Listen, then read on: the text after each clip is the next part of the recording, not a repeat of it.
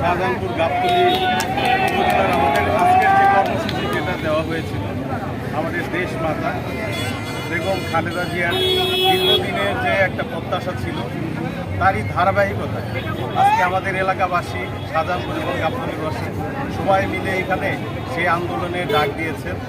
উদ্দেশ্য একটাই, আমাদের এইখানে যে বিজ্ঞান ও প্রযুক্তি বিশ্ববিদ্যালয় হওয়ার কথা ছিল এটা সম্পূর্ণটাই সব কিছু হয়ে গেছে এবং আমাদের জমি থেকে শুরু করে সব কিছু এখানে সার্ভে টার্ভে করার কমপ্লিট হয়ে গেছে। কিন্তু হঠাৎ করে এই জায়গাটা থেকে স্থানান্তরের উদ্দেশ্যে অন্য জায়গায় ভার্সিটিটা নিয়ে যাওয়ার জন্য আমাদের এলাকাবাসী শাহজাহানপুর গাবতলী এবং আমাদের আশেপাশে যারা আছেন শেরপুর এবং নন্দীগ্রাম সহ সবারই দাবি যে আমাদের পূর্ণাঙ্গ ইউনিভার্সিটিটা যেন এইখানেই হয়।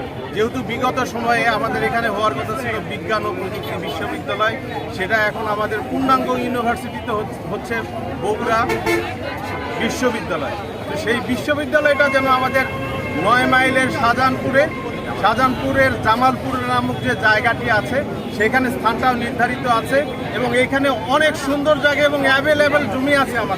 আমাদের কৃষক থেকে শুরু করে এলাকাবাসী যারাই আছে সবাই জমিটা দিতে তারা উচিত, কারো কোনো বাধা দ্বিধা সংকোচ কোনো কিছু নাই। আমরা শাহজাহানপুরবাসী এক কথায় বলা যায় আমরা কিন্তু অবহেলিত।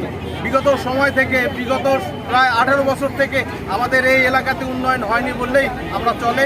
বর্তমানে আমাদের বিএনপি সরকার আসার পরে তারপরেও আমরা শাহজাহানপুরবাসী আপনারা সবাই জানেন, সাংবাদিক মহল থেকে সবাই জানেন আমরা অবহেলিত।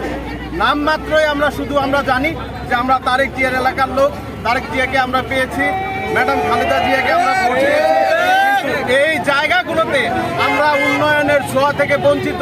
এমনকি আমাদের সাংবাদিক ভাইদের জন্য একটা বসার জায়গাতে সেই জায়গা পর্যন্ত তারা কোনো কিছু পায় নাই। তাই এরই মাধ্যমে আজকের এই আন্দোলনের মাধ্যমে আমি আমাদের বর্তমান প্রধানমন্ত্রী জনাব তারেক রহমানের দৃষ্টি আকর্ষণ করব, আমাদের শাহজাহানপুর যেন অবহেলিত না থাকে, এখানে আমাদের যেন পূর্ণাঙ্গ ইউনিভার্সিটিটা হয় এই আশা প্রত্যয় ব্যক্ত করে আমাদের এলাকাবাসীর পক্ষ থেকে এই কামনাই করছি। ধন্যবাদ সবাইকে। আসসালামু আলাইকুম ওয়া রাহমাতুল্লাহি ওয়া বারাকাতুহু।